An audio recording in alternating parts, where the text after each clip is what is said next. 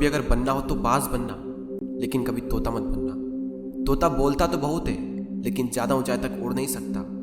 बाज बोलता बहुत कम है, लेकिन सबसे ऊंचाई पर उड़ता है और बाकी पंछियों का राजा होता है एक बाज।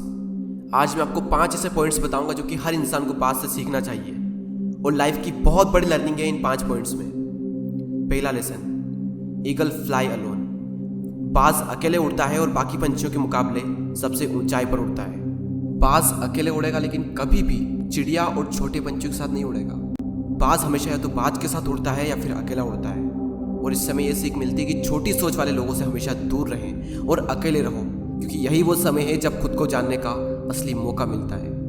दूसरा लेसन, बाज का विजन बहुत ज़्यादा क्लियर होता है और बहुत ज़्यादा स्ट्रॉन्ग होता है। बाज अपने शिकार को 5 किलोमीटर दूर से ही देख लेता है और जब एक बार उसे अपना लक्ष्य दिख जाता है तो उसके बाद चाहे रास्ते में कितनी भी मुश्किलें क्यों ना आए, वो अपने लक्ष्य को हासिल करके ही दम लेता है। इससे भी एक बहुत बड़ी सीख मिलती है कि अपना विजन क्लियर रखो और उसे हासिल करने में फिर चाहे कितनी भी मुश्किलें क्यों ना आए, पीछे मत हटो उस बाज की तरफ। तीसरा लेसन, बाज कभी भी मरे हुए जानवरों को नहीं खाता, वो हमेशा जिंदा शिकार करता है। और इससे हमें यह सीख मिलती है कि जो हमारा पास्ट है वो मर चुका है, तो अपने उन मरे हुए सड़े हुए थॉट्स पर ध्यान मत दो और अपनी आने वाली ताज़ी फ्रेश जिंदगी पर ध्यान लगाओ।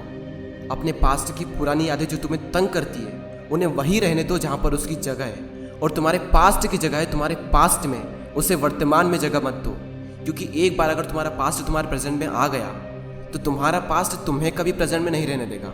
पास्ट में तुम्हारे साथ कितना भी बुरा क्यों ना हुआ हो, वो सब यादें, वो सब थॉट्स मर चुके हैं, और उस बाज की तरह बनो जो कभी भी मरी हुई चीज़ों को नहीं खाता।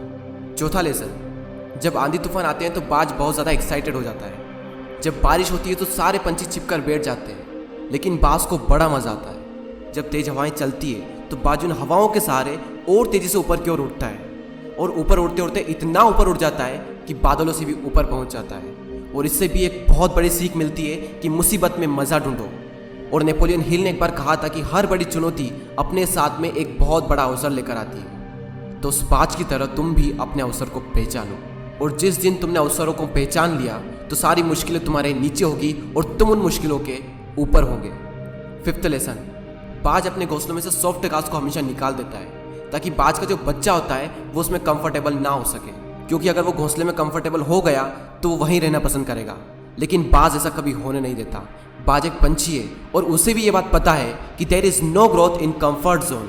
लेकिन हम तो इंसान है ना, और इंसान होने के बावजूद भी कई सारे लोग इस बात को समझते ही नहीं। आप जितना ज़्यादा कंफर्ट जोन में रहोगे, आपकी लाइफ आने वाले टाइम में उतनी